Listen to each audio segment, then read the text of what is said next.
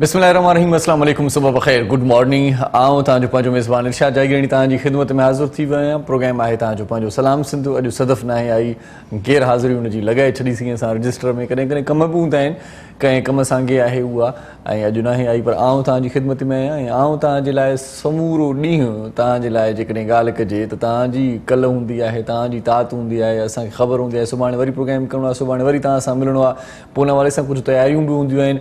ऐं वरी तयारी करे जॾहिं हिते पहुचंदा आहियूं त पोइ तव्हांजे लाइ नेक तमन्नाऊं हूंदियूं आहिनि, नेक ख़्वाहिशूं हूंदियूं आहिनि। मौला साईं तव्हांखे आबाद रखे, ख़ुशि रखे, जिते हुजो पंहिंजनि सां गॾु हुजो, परावनि खां परे हुजो, ऐं पंहिंजे वलर में हुजो, पंहिंजे कहुल में हुजो, पंहिंजे वेढ़े में हुजो। शल न को वेढ़े खां अलॻि थिए, शल न को परदेस ते वञे, ऐं जिन जा पिरी प्यारा परदेस ते आहिनि त उहे बि असीं दुआ कयूं था त जल्द पंहिंजनि वतननि ॾांहुं, पंहिंजनि माॻनि ॾांहुं, पंहिंजी मिटीअ ॾांहुं, पंहिंजी भूए ॾांहुं, पंहिंजी धरतीअ ॾांहुं, पंहिंजे वेढ़े ॾांहुं, पंहिंजे ख़ानदान ॾांहुं, पंहिंजे कुटुंब ॾांहुं मोटी अचनि। ऐं जिन खे सिक लॻी आहे पंहिंजे देश जी, जेकी परदेस में आहिनि, उहे बि यकीनन अॼुकल्ह त जदीद टेक्नोलॉजी वारो ज़मानो अची वियो आहे। अॼुकल्ह त व्हाट्सएप ऐं इन्हनि ते पाण कचहरी करे वठूं था, हिक ॿिए खे ॾिसी वठूं था, पर इन खां पहिरियां जो ज़मानो इंतिहाई ॾुखियो बि हुयो।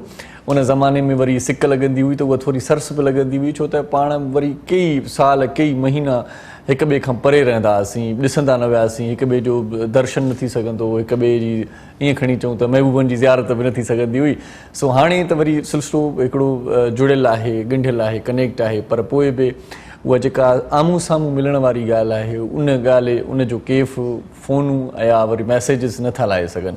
सो भला आम्हूं साम्हूं मिलण ते यादि आयो त कोरोना जी जेका वबा आहे उहा वरी अलाह साईं ख़ैरु करे वरी हिकु भेरो ॿीहर चवनि था त उनजी लहर तेज़ीअ सां पखिड़िजी रही आहे, ऐं तमामु घणा मरीज़ बल्कि उहे साम्हूं अची विया आहिनि, ऐं अंगु मरीज़नि जो वधंदो थो वञे, इन मर्ज़ में इज़ाफ़ो थींदो थो वञे, ऐं हुकूमती सतह ते बि तमामु घणा क़दम खयां विया आहिनि।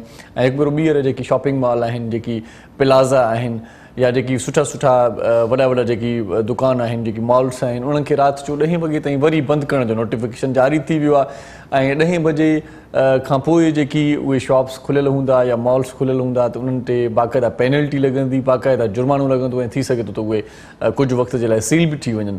हिकु त इहो आहे त 10 वॻे ताईं तव्हां ॿाहिरि को बि सामान या का बि शइ ख़रीद करण जे लाइ निकिरी सघो था, तव्हांजे लाइ वक़्तु जेको आहे उहो लिमिटेड हाणे आहे। 10 वॻे ताईं तव्हां पंहिंजूं जेके एक्टिविटीज़ आहिनि उहे करे सघो था। वरी हिकु भेरो ॿीहर तव्हांखे ॿुधाईंदा हलूं त कोरोना जे करे जेका सूरत हाल पहिरियां संगीन हुई, उनखे वरी पाण रिवाइज़ कंदा रहंदासीं, पाण वरी उहो साॻियो ई सिस्टम, पाण वटि वरी सैनिटाइज़र हुजणु घुरिजे, ऐं पाण जेको आहे सो सैनिटाइज़र बि यूज़ कयूं, ऐं गॾोगॾु जेको फेस मास्क आहे उहो त आउं चवां थो त तव्हां हाणे इहो फेस मास्क इहो असांजी जान छॾण वारो न आहे। इन मास्क खे तव्हां महिरबानी करे पंहिंजे लिबास जो हिसो ठाहे छॾियो। तव्हां जीअं कपिड़ा पायो था, तव्हांखे ख़बर आहे त अॼु मूंखे सैंडल बि पाइणो आहे, अॼु वॻो बि पाइणो आहे, अॼु मूंखे मुंडी पाइणी आहे, अॼु मूंखे वाच बि खणणी आहे, पंहिंजी वाच पाइणी आहे। सो महिरबानी करे तव्हां मास्क बि पंहिंजे खीसे में लाज़मी रखो, तव्हांखे मास्क बि पाइणो आहे। हाणे मास्क तव्हांजे लिबास जो हिसो थी वियो आहे, इन मां तव्हांजी जिंद हाली सुथरी कोन छुटंदी, सिलसिलो वधंदो वञे थो। अलाह ख़ैरु करे, छो त हीअ जेकी आहिनि जेको वायरस आहे उहो चवनि था पिया त ख़ासि तौर ते जेकी इफेक्टेड थियनि था मरीज़, उन मां पतो पवे थो त ख़ासि तौर ते जेको पाण ॻाल्हायूं था उन मां जेके साह जूं जेके कुझु लहरूं आहिनि, या पाण जे वात मां जेका शइ निकिरे थी, या जेका ईअं खणी चवंदो जेके आम्हूं साम्हूं माण्हू बीहंदा आहिनि या ॻाल्हाईंदा आहिनि त थोरा जेके आहिनि से उहे ख़तरात वधी वेंदा आहिनि। सो उन्हनि ख़तरनि खां मुंहुं पाण ईअं ॾेई सघूं था त पाण पंहिंजो मुंहुं ढकियूं, पाण मास्क पायूं, ऐं हथु कंहिंसां न मिलायो अजायो बि। हिकु त परहेज़ कयो, हथु न मिलायो। हाणे वरी 2-4 ॾींहंनि खां वठी आउं ॾिसां पियो त हथु मिलाइण जो रिवाजु, हथु मिलाइण जी रीत वरी या रस्म वरी उनखे हथी अची वई आहे। पाण वरी रही बि नथा सघूं, न पंहिंजनि खां परे रही बि नथा सघूं। मसइलो त असां सां इहो बि आहे, पर एहतियात लाज़मी आहे। जेकॾहिं पाण एहतियात कंदासीं त पोइ पाण हिते रहंदासीं, हिन दुनिया में हूंदासीं कुझु वक़्त जे लाइ। वञिणो सभिनी खे आहे, पर एतिरी उॿराइप छो कजे, एतिरी तकड़ छो कजे, बेहतियाती छो कजे, जो पाण अॻु में ई हलिया वञूं। सो अॼु वरी असां तव्हांखे ॿीहर गुज़ारिश कयूं था त हूअं पाण पंहिंजनि प्रोग्रामनि में कोरोना खे छॾे विया हुआसीं, इन जी पचर छॾे विया हुआसीं, थोरो तव्हांखे रिलैक्स रखियोसीं, तव्हांजो माइंड फ्रेश रखियोसीं। पर ॻाल्हि इहा आहे त तव्हां पंहिंजो जेका असां सभिनी, मां बि हुन में शामिलु आहियां, पंहिंजी ॻाल्हि बि कंदुसि, असां सभिनी लापरवाही जो मुज़ाहिरो कयो। असां सम्झोसीं त इहो हिकिड़ो ढोंग आहे, इहो हिकिड़ो ड्रामो आहे, ईअं न थींदो, कुझु बि न आहे, अलाए छा आहे। सो वरी हिन भेरे ॿुधूं था त वरी हिकिड़ी ॿी लहर आहे, ऐं ॿुधूं था त थधि में अञा वधीक इज़ाफ़ो थींदो आहे, ऐं इहो जेको वायरस आहे उहो थधि ते प्रेशर में अची वञे थो। ऐं थधि जीअं जीअं थींदी त पोइ असां सभई पंहिंजो एहतियात कंदासीं। शादी हॉल्स जेके आहिनि उहे बि 6 वॻे खां 6 वॻे ताईं बंदि करण जो चयो वियो आहे। पार्क्स बि बंदि करण जो 6 वॻे ताईं चयो वियो आहे। जेकी मार्केटूं आहिनि उहे 10 वॻे ताईं राति जो खुलियल रहंदियूं, उन खां पोइ उहे ऑफ रहंदियूं। सो जेकी बि पूरित तबिको आहे उहो त पंहिंजे तरीक़े सां ॾचे जो शिकार आहे ई आहे। पर तव्हांखे कुझु वठिणो आहे, को सामान, जीअं मां पहिरियां ॻाल्हि कई त तव्हां 10 वॻे ताईं राति जो कंहिं मॉल में, कंहिं शॉपिंग मॉल में तव्हां वञी सघो था। उन खां पोइ मतिलबु उहे सभु बंदि थी वेंदा। सो बहरहाल असां सभिनी खे पंहिंजनि प्यारनि जो ख़्यालु रखणु घुरिजे, पंहिंजी केयर करणु घुरिजे, पंहिंजनि बचनि ते रहम करणु घुरिजे। सभई माण्हू घर वेंदा आहियूं त उहे पंहिंजी फैमिली खे, पंहिंजनि ॿारनि खे पाण ज़ाहिर आहे त प्यारु कंदा आहियूं, उन्हनि खे हैंडशेक कंदा आहियूं। त इन्हनि समूरनि सिलसिलनि खे पाण मद्देनज़र रखी करे पंहिंजो एहतियात कयूं ऐं हथ धोऊं ऐं पाण पंहिंजी जेका लापरवाही आहे उन खां थोरो परे थी वञूं। ऐं सुभाणे इंशाअल्लाह 12 रबीउल अव्वल बि आहे। हुज़ूर अकरम सल्लल्लाहु अलैहि वसल्लम जी आमद जो ॾींहुं, नूर वारो ॾींहुं आहे, भलारो ॾींहुं आहे, असांजे दिलदार जो ॾींहुं आहे, असांजे मनठार जो ॾींहुं आहे, बल्कि आउं चवां थो सॼे संसार जो ॾींहुं आहे। सो इन ॾींहं ते शादमाना हूंदा। असांजी बि नशियात ॾाढी ज़बरदस्त हूंदी। सुभाणे जो प्रोग्राम ॾिसण वटां हूंदो। सुभाणे असां बि ॾाढो भलो इतमामु कयो आहे। असां वटि मुक़रर बि हूंदा। असां वटि हुज़ूर अकरम सल्लल्लाहु अलैहि वसल्लम जी ज़िंदगीअ ते ॻाल्हाइण जे लाइ आलिम सगूरा बि हूंदा ऐं गॾोगॾु असां वटि सना ख़्वान बि हूंदा, मदाह बि हूंदा, जेकी मदह कंदा हुज़ूर अकरम सल्लल्लाहु अलैहि वसल्लम शान में, उनजी अक़ीदत में पंहिंजो हिसो ॻंढींदा, अक़ीदत जा गुल निछावर कंदा, हिकु ट्रिब्यूट पेश कंदासीं पाण। ऐं इहो शादमानो, इहा महफ़िल जेका सुभाणे जी हूंदी असांजी ईद मिलादुल नबी सल्लल्लाहु अलैहि वसल्लम जे सिलसिले में जेको ख़ासि असांजो प्रोग्राम हूंदो, उहो सुबुह जो 9 वॻे खां स्टार्ट थींदो ऐं पोइ देरि ताईं नशर थींदो। हाणे देरि ताईं केसीं ताईं नशर थींदो इहो तव्हांखे पोइ सुभाणे जो सरप्राइज़ हूंदो। पर सुभाणे नशियात असांजी घटि जेका नंढी नशियात मुख़्तसिर हूंदी आहे 11 वॻे ताईं, उहा न हूंदी। असांजी नशियात तवील थी वेंदी छो त हुज़ूर जी आमद आहे। सो इन ख़ुशीअ में असां सभई शरीक हूंदासीं। ऐं अॼु बि मूं ॾिठो पिए त रस्ते मां जॾहिं आयुसि पिए त जेकी जीअं पाण अक्सर ईद ते ॾिसंदा आहियूं या अहिड़नि मौक़नि ते ॾिसंदा आहियूं त हिकिड़ी वधीक रौनक हूंदी आहे रस्तनि ते, चौराहनि ते, चौकनि ते। सो मुख़्तलिफ़ बैनर्स, झंडा ऐं हुज़ूर जी आमद जे लाइ नातियूं पाण ॿुधंदा रहूं था। ऐं तमामु घणनि असांजे सिंधी नात ख़्वाननि बि, उर्दू नात ख़्वाननि बि तमामु घणा एल्बम्स बि रिकॉर्ड कया आहिनि ख़ासि हिन ॾींहं जे लाइ। सो उन्हनि सभिनी खे आउं हिकु भेरो वरी मुबारकबाद बि ॾियां थो त ख़ुदा पाक तव्हांखे इन जी सिलेक्शन ॾिनी ऐं तव्हांखे चूंडियो त तव्हां अहिड़ो सुठो कमु कयो ऐं हुज़ूर अकरम सल्लल्लाहु अलैहि वसल्लम सां मोहबत ऐं अक़ीदत विचां तव्हां जेको कुझु बि कयो आहे शाल अलाह जी बारगाह में उहो क़बूल पवे। सुभाणे जो ॾींहुं तव्हां असां सभिनी जे लाइ भाग वारो ॾींहुं ऐं पंहिंजनि ॿारनि खे ॿुधाईंदा की उन सिलसिले में जेके असांजा वॾा ॾिण आहिनि, जेकी वॾियूं ॻाल्हियूं आहिनि या वॾा जेकी ख़ासि असांजा प्रोग्राम थींदा आहिनि उन्हनि जे बारे में पंहिंजी फैमिली खे बि ॼाण हुजणु घुरिजे, असांजे ॿारनि खे बि ॼाण हुजणु घुरिजे त असां इहे ॾींहं छो मल्हाईंदा आहियूं, इन्हनि जा ख़ासि सबब कहिड़ा आहिनि। अॼु असां जंहिं मौज़ूअ महिमान जो तव्हां सां तारुफ़ करायूं था उन सां मुख़्तलिफ़ मौज़ूअनि ते पाण ॻाल्हाईंदासीं, कचहरी कंदासीं। ख़ासि तौर ते जेका सियासी सूरत हाल आहे या वरी पाण जेका असांजी मुआशी सूरत हाल आहे उन ते बि ॻाल्हाईंदासीं। कुझु हेल्थ जे बारे में बि तव्हांखे अवेयरनेस ॾींदासीं। असां वटि थींदो ईअं आहे त जेके महिमान ईंदा आहिनि उहे मुख़्तलिफ़ मकतब फ़िक्र जा माण्हू ईंदा आहिनि। उन्हनि मुख़्तलिफ़ मकतब फ़िक्र जे माण्हुनि सां पाण कचहरी कंदा आहियूं ऐं उन मां ॼाण वठंदा आहियूं, लाभ वठंदा आहियूं। ऐं तव्हां असांजे इल्म अकुल जी उहा ॻाल्हि हूंदी आहे ऐं असां उन मां जेको लाभ पुराईंदा आहियूं तव्हां असांजो फ़र्ज़ु आहे त वरी ॿियनि ताईं उहो पहुचायूं। ज़रूरी न आहे सभु असांजो प्रोग्राम ॾिसनि, सभु असांजी हिन नशियात खे असांजी टीवीअ खे ॾिसंदा हुजनि। जेकी असांजी टीवी खे या असांजी नशियात खे नथा ॾिसनि उहे दोस्त वरी ॿियनि ताईं असांजो पैगाम, असांजो मैसेज पहुचाइनि। अॼु जेको असांजो महिमान दोस्त आहे पाण डॉक्टर बि आहिनि ऐं मुख़्तलिफ़ मामलनि ते सुठी तर्जिया निगारी बि कनि था, मुख़्तलिफ़ मामलनि ते उनखे सुठी ॼाण बि आहे। सो सभ खां पहिरियां असीं भलीकार चऊं था डॉक्टर ग़ुलाम मोहम्मद थईम साहिब खे। अस्सलाम वालेकुम साईं। थईम साहिब ख़ुशि आहियो? अल्हम्दुलिल्लाह, वॾी महिरबानी तव्हांजी, लख थोरा। तव्हां क़ीमती वक़्तु सीड़ायो, असांजे प्रोग्राम में आयो, ख़ुशबख़्ती असांजी। ऐं असां सां गॾु उस्ताद मोहरम नाज़ बि असां सां गॾु आहे। ऐं मोहरम नाज़ अॼु वरी सफ़ा ईअं माना चवे थो त महबूब जे इश्क में आउं बि मुब्तला आहियां। आउं चवां थो त इन इश्क में सभई मुब्तला हुजूं, गिरफ़्तार हुजूं ऐं ता क़यामत हुजूं जेसीं ताईं जीअर आहियूं। सो हुज़ूर अकरम सल्लल्लाहु अलैहि वसल्लम सां इश्क जो ईअं खणी चऊं त अरमान खणी करे, इश्क जी ॻाल्हि खणी करे ऐं मोहबत जी ॻाल्हि खणी करे अॼु उस्ताद मोहरम नाज़ बि असां सां गॾु आहे। कुझु न कुझु को सुहिणो ई ॿुधाईंदो। सो भलीकार चऊं था उस्ताद मोहरम नाज़ खे बि। साईं कीअं आहियो? ठीकु आहियो? वरी महिरबानी उस्ताद साईं, तव्हां बि असांजे प्रोग्राम में आहियो। डॉक्टर साहिबु कोरोना जी वबा वरी हिकु भेरो ॿीहर कर खणी वई आहे। सो इन सूरत हाल में मूं त वॾी हिकिड़ी ईअं खणी चऊं त सदाईं इहे सनी ॾींदा आहियूं, ॻाल्हियूं कंदा आहियूं, पोइ इन ॻाल्हियुनि ते अमल घटि थींदो आहे। पोइ तव्हां बि इन ॻाल्हि सां ॻाल्हि ॻंढींदे कुझु चवणु चाहींदो असांजे नाज़रीन खे? कोविड जी जेका ॿी वेव आहे उहा अची वई आहे ऐं पहिरियों हिकिड़ी वेव हली ऐं उन में तव्हां ॾिठो त हज़ारे माण्हू पंहिंजे मुल्क में ऐं दुनिया में लखे माण्हू जिन जो शिकार थिया ऐं गुज़ारे विया ऐं हॉस्पिटल जी सिचुएशन इहा हुई फस्ट वेव में त जॻह न पई मिले, माण्हू परेशान हुया, इवन प्राइवेट हॉस्पिटल्स में जी जी जी बिल्कुलु माण्हू पैसा खणी वेठा उन्हनि खे जॻह न पई मिले, बेड न पियो मिले।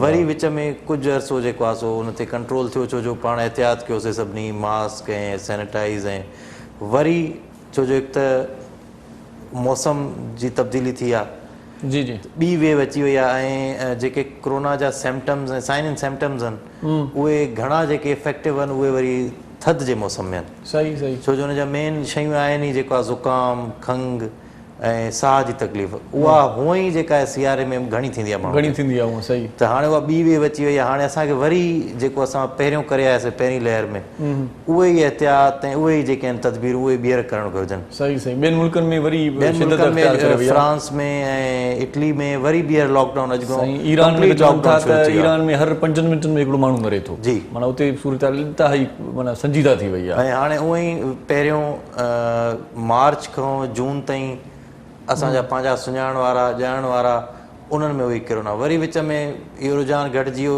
ॿुधूं पिया हुआ कंहिंखे आहे सुञाण वारनि में, वरी हाणे इहो रुझान वधी वियो आहे।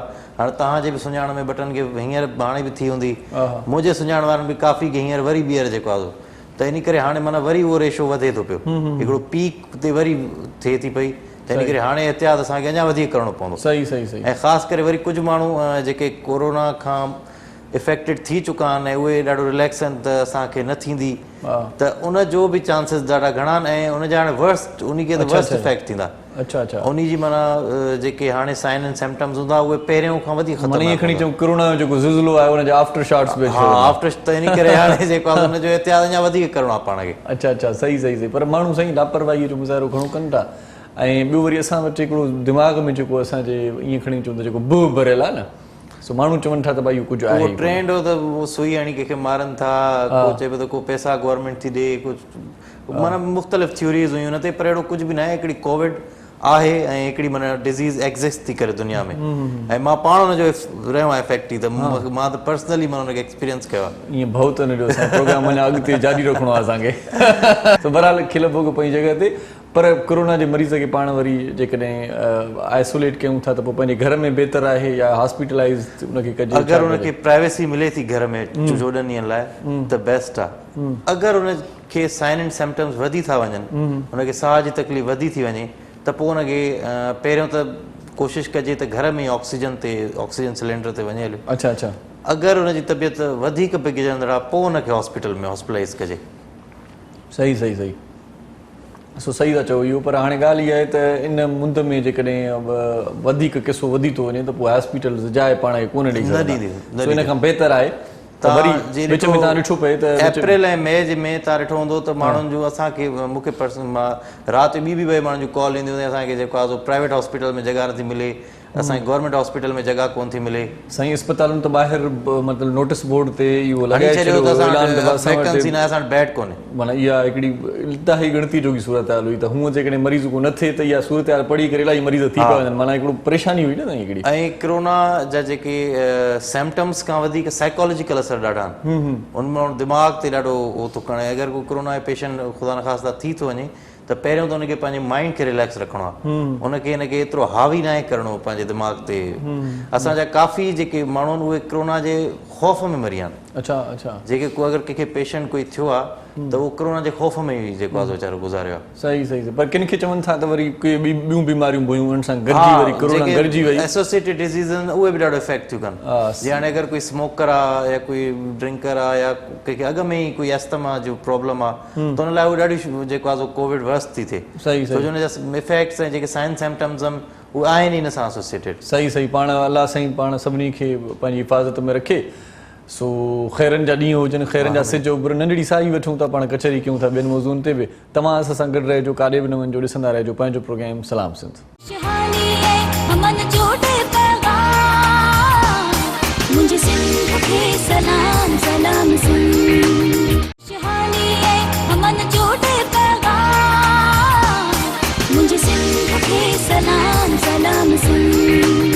जी भलीकार चऊं त तव्हांखे पंहिंजे प्रोग्राम सलाम सिंध में मुख़्तलिफ़ मौज़ूअनि ते पंहिंजी कचहरी हूंदी, पर जीअं त रबीउल अवल जो भलारो महीनो आहे ऐं सुभाणे 12 रबीउल अवल बि आहे, असांजे सेट जी रौनक बि तव्हां ॾिसो पिया त कुझु तब्दीली आहे।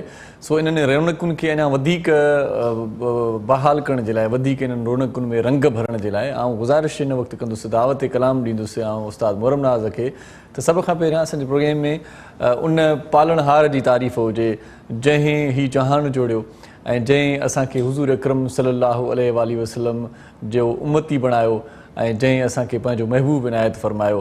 सो उन जी शान में सभ खां पहिरियां असां हमदे बारी ताला ॿुधंदासीं, उन खां पोइ कचहरीअ खे अॻिते वधाईंदासीं। डॉक्टर साहिबु तव्हांजो बि इहो ई ख़्यालु आहे? साईं उस्ताद साईं बाबा कजो। अल्लाहुम्मा सल्ली अला सय्यदना मुहम्मद, अल्लाहुम्मा सल्ली अला सय्यदना मुहम्मद।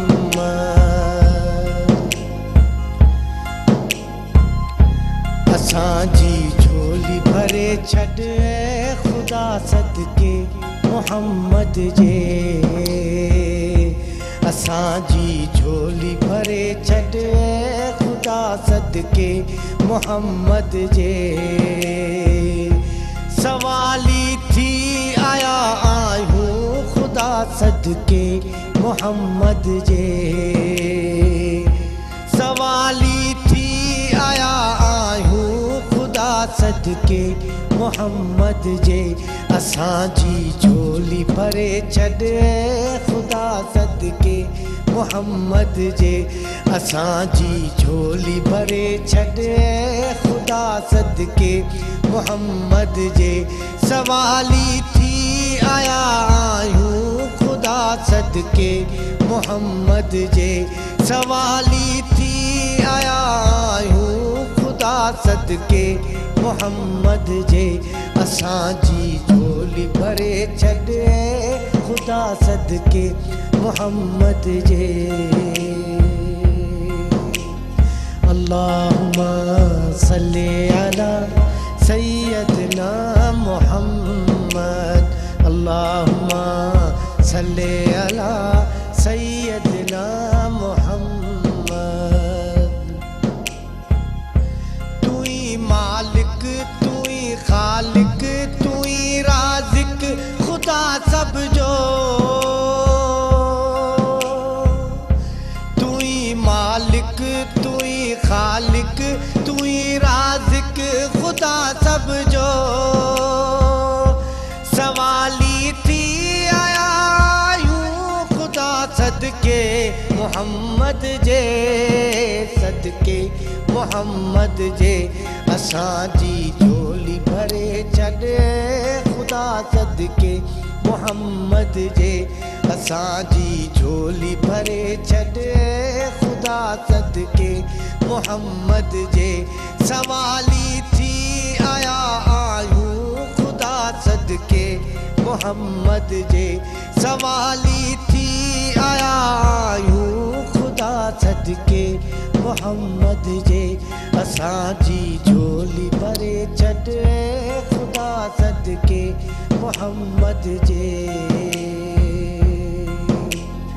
अल्लाहुम्मा सल्ली अला सय्यदना मुहम्मद, अल्लाहुम्मा सल्ली अला सय्यदना मुहम्मद।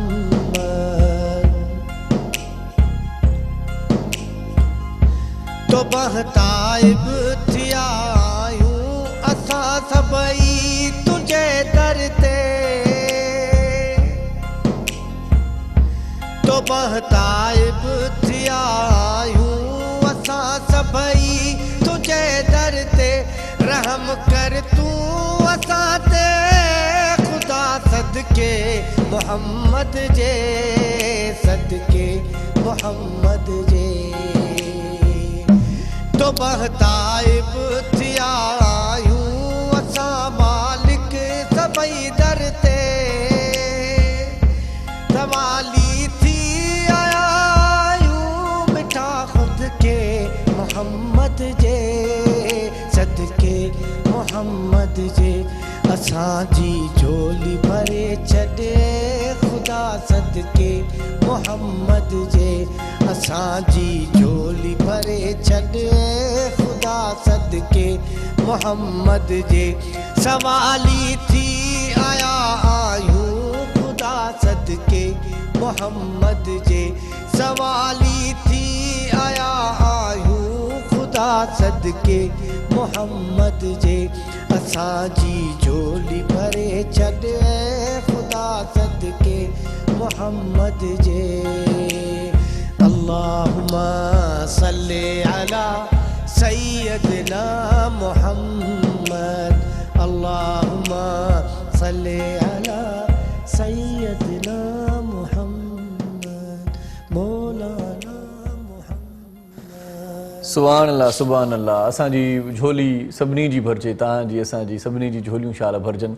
पाण वटि ॿियो त को वसीलो आहे कोन, हुज़ूर अकरम सल्लल्लाहु अलैहि वसल्लम जो वसीलो ऐं उनजो सदको पाण घुरूं था पंहिंजे पालणहार खां। या इलाही तूं उन्हनि जे करे असांखे अता फरमा। ऐं इंसानु हूअं बि ख़ता ते ख़ता कंदो थो रहे ऐं अलाह साईं अता ते अता कंदो थो रहे। रब करीम जी वॾी असां ते महिरबानी आहे। इहा करम नवाज़ी बि उन जे करे आहे। हुज़ूर पाक सल्लल्लाहु अलैहि वसल्लम जेकी असांजे लाइ ख़ासि दुआऊं घुरियूं आहिनि, पंहिंजी उम्मत जे लाइ जेकी ख़ासि दुआऊं घुरियूं आहिनि, उन्हनि दुआउनि जो तुफ़िल पाण वरी बि इलाहियुनि आफ़तुनि खां, इलाही सारनि ॾमरनि खां, इलाही सारनि ॻाल्हियुनि खां बचियल आहियूं। सो अलाह साईं करे असां समूरा मुस्लमान जेकी बि आहियूं, जेकी बि उन जा उम्मती आहियूं, सदाईं पंहिंजे ओज ऐं पंहिंजे मौज वारी ज़िंदगी गुज़ारे ऐं जॾहिं वञूं ख़ालिक़ हक़ीक़ी सां मिलूं त उन वक़्तु बि उते बि सुरखरू थियूं। पर ॻाल्हि इहा आहे त वरी बि रब खे रिझायो, वरी बि रब खे ॿाॾायो। जेकॾहिं हिते कुझु कंदो त आख़िरत तव्हांजी सुठी रहंदी। सो असां वटि डॉक्टर ग़ुलाम मोहम्मद थईम साहिबु असां सां गॾु आहे। पाण सां तव्हां पाकिस्तान पीपुल्स पार्टी सां बि लाॻापियल आहियो माशाअल्लाह। सो पाकिस्तान पीपुल्स पार्टी अॼुकल्ह वॾे फार्म में नज़र अचे थी, जलसा जुलूस करे थी पई। सो ॻाल्हि इहा आहे त इमरान ख़ान साहिब खे टफ टाइम बि ॾियनि था पिया, हुकूमत वरी इन मामले ते अटकियल आहे, उन ते नज़रसानी आहे। विच में अवाम वीचारो पीड़िजे थो, विच में अवाम जी का परगोर न आहे। छा चवणु चाहींदो? इलाही अवामी प्रोजेक्ट्स मुतासिर थियनि था।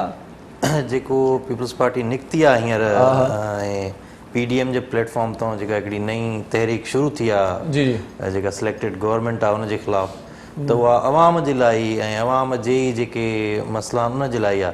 तव्हां ॾिसो त महांगाई, बेरोज़गारी ऐं यानी पाकिस्तान एतिरे वर्स्ट कंडीशन में पहिरियों कॾहिं न तव्हां ॾिठो हूंदो। मां त पंहिंजे माना 28-29 साल जो मां दिलजाए कयूं त इहो सभु कुझु असांजे लाइ थिए थो। जी जी जी पीपल्स पार्टी माण्हू चवंदा आहे पंहिंजूं ॻाल्हियूं सियासतदान इहे पंहिंजा कम कयूं वेठा। सियासतदानूं त अगरि इहे डील ऐं इहे शयूं करणियूं हुजनि त सदर ज़रदारी बि जेल में विया, मोहतरमा फरियाल टालपुर साहिबा बि जेल में वयूं ऐं केसिस जेके आहिनि उहे हलनि था पिया। आसिफ ज़रदारी साहिबु वक़्तनि फ़वक़्तनि कोर्ट में हाज़िरियूं बि ॾियनि था पिया। अगरि इहे शयूं जेके आहिनि से पंहिंजे पर्सनल बेनिफिट्स लाइ हुजनि हा त पोइ उहो रिलीफ त तव्हांखे ख़बर आहे जेके ॾियण वारा आहिनि उहे त ॾेई छॾंदा। पर जेको मेन मक़सदु आहे, जेको मेन मोटिव आहे हिन तहरीक जो, उहो आहे ई हिन गवर्नमेंट जे ख़िलाफ़ु जेका जीअं हिन पाकिस्तान खे माना तबाही ऐं तव्हां ॾिसो न जेका ऐं स्कैंडल्स तव्हां ॾिसो, खंड जो स्कैंडल, अटे जो स्कैंडल। हाणे मां रिसेंटली हाणे 2 ॾींहं थिया आहिनि कोयटा खां वापसि आयो आहियां। कोयटा में नान जेको आहे 30 रुपया मिले थो ऐं अञा उते माण्हू एतिजाज था कंदा, अञा असांखे वधीक जेको आहे विकिणण जी ॾियो, असांजे हिते जेको आहे पूरत न आहे। अच्छा, माना जेकी दुकानदार आहिनि जी, इन्हनि जी बि पंहिंजी हिकिड़ी एसोसिएशन आहे, नान भाई एसोसिएशन। त माना इहे सिर्फ़ु अटे महांगे थियण जे करे खंड में ॾाढो मुलविस केरु निकिता। उन्हनि जा ई जेके ATMs आहिनि, जंहिंजी ख़ान साहिबु गाॾियुनि ते चढ़ंदो आहे, जंहिंजे जहाज़नि ते घुमंदो आहे, उन्हनि खे ॾाढो तरीक़े सां भॼाए छॾियईं ॿाहिरि मुल्क। हाणे नवाज़ शरीफ़ लाइ त चए थो त हुनखे वठी ईंदुमि लंडन मां, त रस्ते मां हुनखे तरीन साहिब खे वरितियो अचे। वरी मुशरफ साहिब बि दुबई में आहे, वेंदो त ज़ाहिरी ॻाल्हि आहे एमिरेट्स ते वेंदो, उतां दुबई में मुशरफ खे वरितियो अचे। पोइ करे लाॻापो साहिबु वरी पंहिंजो बि ॾे हिसाबु किताबु, हिकिड़ी ठाही अथऊं हुते BRT, उहो त ॿिए ॾींहं जेको आहे हुनजी बस खे बाहि लॻियूं पई आहे। अच्छा, सो इहे सिलसिला हिकिड़ा हलनि था सियासी मामला जेके पाण तव्हां समूरा ॾिसूं था। बहरहाल इहा ॻाल्हि तव्हां बि वरी दिलि ॾिनी त असांजे अवाम जे लाइ अवाम लाइ थिए थो। पर ॻाल्हि इहा आहे त जॾहिं वरी असां साथ बि ॾींदा आहियूं, जॾहिं असां हुन सां गॾु जलसनि में बि ईंदा आहियूं, जॾहिं यको प्रोटोकॉल बि ॾींदा आहियूं, पर पोइ वरी जॾहिं इक़्तिदार में ईंदा आहिनि त तव्हां असांखे विसारे छॾींदा आहियो। इक़्तिदार में तव्हां चारई प्रोविंशियल गवर्नमेंट्स ॾिठो ऐं फेडरल गवर्नमेंट ॾिसो, जेका तव्हांखे हिन महिल बि अवामी ऐं अवाम खे रिलीफ ॾियण वारी गवर्नमेंट हूंदी, तव्हांखे सिंध गवर्नमेंट ई नज़र ईंदी हूंदी। ऐं जेतिरी एक्सेस तव्हांजी सिंध गवर्नमेंट जे प्रोविंशियल मिनिस्टर्स, चीफ मिनिस्टर ऐं उहिदेदारनि ऐं अमलदारनि सां हूंदी ओतिरी तव्हां ॿियनि सूबनि में वञो या फेडरल में वञो त तव्हांखे ओतिरी एक्सेस उन न आहे, छो जो अवाम ई न आहिनि माण्हू, उहे काथां माना खणी अची विहारिया विया आहिनि कुर्सियुनि ते। असांजा पीपल्स पार्टी जा जेके नुमाइंदा आहिनि उहे अवाम खे ई जवाबु ॾियनि ऐं उहे अवाम जे ई साम्हूं हूंदा आहिनि। पर ॻाल्हि इहा आहे त ॿियनि सूबनि में भला कम कया आहिनि। हाणे ॿिया सूबा जेके ॾिसूं था तरक़ी मैदान में कॾहिं कॾहिं असांखे गोए असांखे वणी था वञनि। तव्हां रिसेंटली मां हाणे ॿुधायां थो, मां तव्हांखे कोयटा जो मिसाल ओरियन लाइन मेट्रो जेका सर्विस शुरू कई हुई आहे, ट्रेन सर्विस, ॾिसो केॾी शानदार कमाल जी ट्रेन आहे। ऐं त हुन वीडियो ॾिसी करे मूंखे ईअं थो लॻे को माना को यूरोप जो को मुल्क आहे, को उते ट्रेन अहिड़ी तव्हांखे ख़बर आहे त पाण वटि अहिड़ो को तस्वर ई न हो। 5 अरब रुपया जेको आहे सो ईयरली खसारो आहे, जेको पंजाब जो आवाम न ॾींदो, सॼे पाकिस्तान जे बजट में उहो 5 अरब रुपया वेंदा। उहो तव्हां ऐं असांजे खीसे में उहो 5 अरब रुपए जो जेको आहे पंजाब जो आवाम साईं टैक्स जेको आहे उहो टैक्स जेको कटिबो फेडरल मां कटिबो, उहे 5 अरब रुपए जेको खसारो थींदो उहो आवाम जेको आहे खीसे मां ॾींदो। पर हाणे खसारनि में या ॾुखियाईनि में सभु हिकु करा आहियूं। हाणे तव्हां ऐं मां जेको आहे पंहिंजी कैपेसिटी हुजे जेको आहे ₹1,00,000 महीने जी कमाइण जी, पाण जेको आहे 50 लख वारी गाॾी वठी बीहारे छॾियूं पाण वटि, जंहिंजो ख़र्च ई हुजे ₹1.5 लख, उहो 50 लख महीनो कंहिंखां ॿिए खां कर्ज़ु वठी हलायूं त कहिड़ो जेको आहे हलाइण जो फ़ाइदो आहे। त इहा सहूलियत बि आहे त बल्कि सहूलियत न आहे इहा त असां वटि एतिरियूं त गाॾियूं थी वियूं आहिनि। हाणे पंहिंजा रोड रस्ता ख़ासि तौर ते कराची ॾिसूं था पाण त गूना गूंड शहर आहे, त जेकी ड्रिघा ऐं वेकरा रस्ता पाण खे कंहिं ज़माने में नज़र ईंदा हुया, या त पोइ गाॾियुनि जो तइदादु वधी वियो, हाणे उहे सोढ़ा थी विया आहिनि, पाण खे ईअं रोड ई सिधा न आहिनि, त पाण अञा ॿियूं त सर्कुलर रेलवे त अलाए कॾहिं ठहंदी। सर्कुलर रेलवे ते बि कमु हले थो पियो ऐं उहो बि शायदि 2 खां 3 सालनि जे अंदरि हुनजो बि आहे स्टार्ट जो प्रोग्राम। त माना माण्हू असल में सिंध गवर्नमेंट उहो कमु कंदी आहे जेको हुनजे बजट जे अंदरि हुजे, अवाम खे खसारो ॾेई अवाम जे जेको आहे सो खीसे ते बोझ विझी ऐं कमु कजनि सिर्फ़ु पंहिंजी वाह वाह करण लाइ, त इहो बि हिकिड़ो बहितर क़दम आहे। जेके पैसा बचनि पोइ वरी लॻे हुन मां जेको आहे डेवलपमेंट थींदी तॾहिं आहे न। सही था चओ, सही था चओ। बहरहाल ॻाल्हि इहा आहे त ॾिसूं था, हाणे उमेद त कयूं वेठा आहिनि सभई जेकी बि आहिनि असांजा मारू माण्हू, त ईंदड़ वक़्त में का चङाई थिए। बहरहाल हीउ वक़्तु जेको आहे उहो इंतिहाई ॾुखियो गुज़रे थो। मिडिल क्लास खां हटी करे जेकॾहिं पाण ॻाल्हायूं त थोरो जेको अपर क्लास आहे उहो पाण बि परेशान आहे, उहो पाण बि को बि जेको तबिको आहे, तव्हां डॉक्टर्स ॾिसो, इंजीनियर्स ॾिसो, तव्हां बिज़नेसमैन ॾिसो, तव्हां सैलरीड पर्सन, को बि हिन महिल माना ख़ुशि न आहे हिन गवर्नमेंट। तव्हां कंहिंसां बि वञी ॿाहिरि ॻाल्हाईंदो त चवंदा त एतिरी वर्स्ट जेका आहे कंडीशन कॾहिं पहिरियों न थी आहे पाकिस्तान में माण्हुनि जी। सो हाणे वरी जेकॾहिं तव्हांजी जेका इहा जिदोजहद आहे पीपल्स पार्टी जी या PDM वारा जेकी गॾियल जिदोजहद कनि था, उन मां को लाभ जेकॾहिं मिले त चवनि था जनवरीअ में कुझु थींदो इंशाअल्लाह ताला। छा था सम्झो तव्हांजो तर्जीहो, तव्हांजी राय? इंशाअल्लाह शायदि जनवरी खां अॻु में ई जेको आहे सो वञनि हलिया, छो त ॾिठो आहे 2 जलसा थिया आहिनि, 3 जलसा थिया आहिनि, सॉरी, गुजरांवाला, कराची ऐं कोयटा, त उन्हनि जा जेको आहे होश ई ख़ता थी विया आहिनि। पहिरियों जलसो थियो गुजरांवाला में, त हुते पीपल्स पार्टी नून लीग उन्हनि जे कारकुननि ते जेको आहे सो कढ सॼो ॾींहुं ऐं उन्हनि खे अरेस्ट कयूं, उन्हनि ते केस ठाहियूं। वरी कराची जो जलसो अञा उन खां वॾो थियो, त उन में वरी जेको आहे ॾिठो तव्हां त उन्हनि हिकिड़ो बोखलाहट में अची करे कैप्टन सफदर वारो हिकिड़ो हरकत करे विधी। पर कुझु बि आहे, पर इमरान ख़ान साहिब जो कल्ह मां ख़िताब ॿुधो, हुन चयो त कुझु बि थिए, भई हीउ वज़ीर आज़म अहिड़ो न थियो जेको ॾियण वारो हुजे या ब्लैकमेलिंग में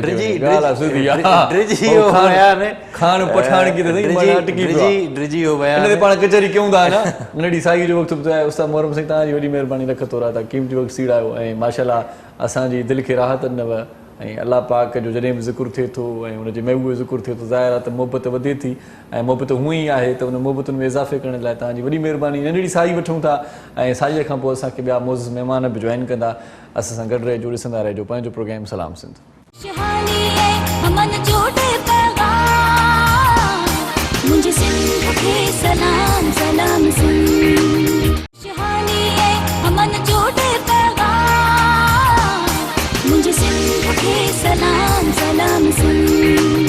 जी सलाम सिंध में हिकु भेरो वरी तव्हांखे भलीकार चऊं था। ऐं साईअ ते वञण खां पहिरियां डॉक्टर ग़ुलाम मोहम्मद तहीम साहिब सां कचहरी पई थी। हिन वक़्तु असां वटि ॿिया महिमान बची विया आहिनि, उन्हनि बि असांखे जॉइन कयो आहे। उन्हनि जो तारुफ़ बि तव्हां सां कराईंदो हलां। ऐं जेकी महिमान शख़्सियत असां सां पहिरियां जेका गॾु आहे उन सां त तव्हां कचहरी करे चुका आहियो। ॿी शख़्सियत आहे जेका पाण इकनॉमिक्स ते तमामु घणो हिकिड़ो उन्हनि जो रायो ऐं उन्हनि जो तर्जुमो पाण वठंदासीं ऐं मुल्की माशी सूरत हाल ऐं ख़ासि तौर ते जेका सियासी सूरत हाल आहे हिन ते पाण ॻाल्हाईंदासीं। कोरोना जी वापसी खां पोइ पाण खे छा नुक़सानु आहे, छा फ़ाइदो आहे, मईशत ते पाण ॻाल्हाईंदासीं ऐं उनजा मईशत ते कहिड़ा असर पवंदा, कहिड़ा ऐं कहिड़ा असर पवंदा या उहा नतीजा उन मां छा निकिरंदा उहो पाण उन ते डिस्कस कंदासीं ऐं वरी ॿियूं बि ॻाल्हियूं थींदियूं कुर्ब जी कचहरी बि हूंदी पाण भलीकार चऊं था शबीर शफ़क़त साहिब खे अस्सलाम वालेकुम वालेकुम कैसे हैं जी ठीक है सब ठीक है जी खुदा बहुत शुक्रिया आप हमारे प्रोग्राम में तशरीफ़ लाए Thank you. ऐं जीअं त रबीउल अव्वल जो ख़ासि महीनो आहे सो हुज़ूर जी आमद बि आहे त इन सिलसिले में बि पाण इतमाम अॼु कयो आहे सेट मां तव्हां अंदाज़ो पहिरियों ई लॻाए चुका आहियो पर हिन वक़्तु वरी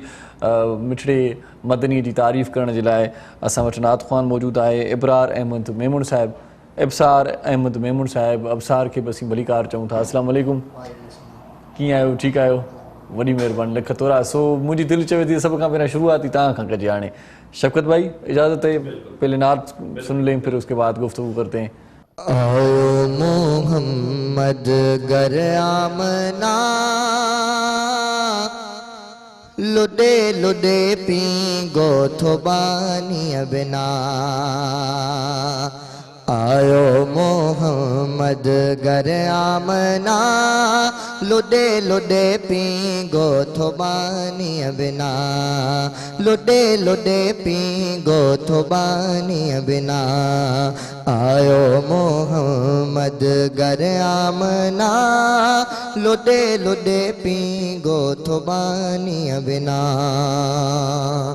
जुलो चंड जोलीअ में चांडाण थी खुदाईअ में खुशबू जी सुरहान थी जुलो चंड जोलीअ में चांडाण थी खुदाईअ में खुशबू जी सुरहान थी हो लब लालियो लॻल अखियूं कुदरती कजल गुजी रमज़ रखियल इहे सभु सिंगार दातर ॾिना लुडे लुडे पी गो थोबानी बिना लुडे लुडे पी गो थोबानी बिना आयो मोहम्मद गर आमना लुडे लुडे पी गो थोबानी बिना लुडे लुडे पी गो थोबानी बिना उन रात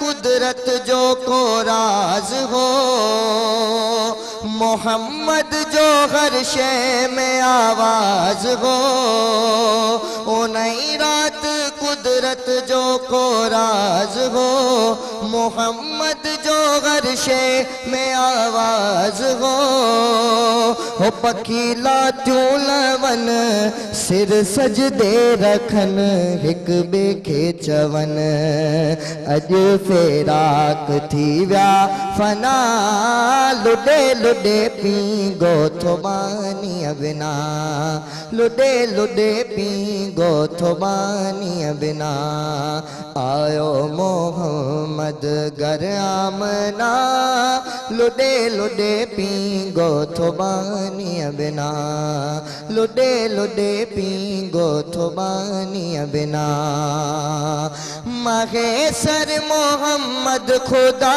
मोकिलियो भला बाग थियण गुरो ही मिलियो महेसर मोहम्मद खुदा मोकिलियो भला बाग थियण गुरो ही मिलियो ऐ गुलाम नबी थी वियो राज़ रबी कहिड़ी गणती कबी पार हलंदासीं को जा किना लुडे लुडे पी गो थोबानी बिना आयो हुजूर मुंहिंजो आयो हबीब मुंहिंजो आयो हबीब मुंहिंजो आयो रसूल आयो मोहम्मद गर आमना लुडे लुडे पी गो थोबानी बिना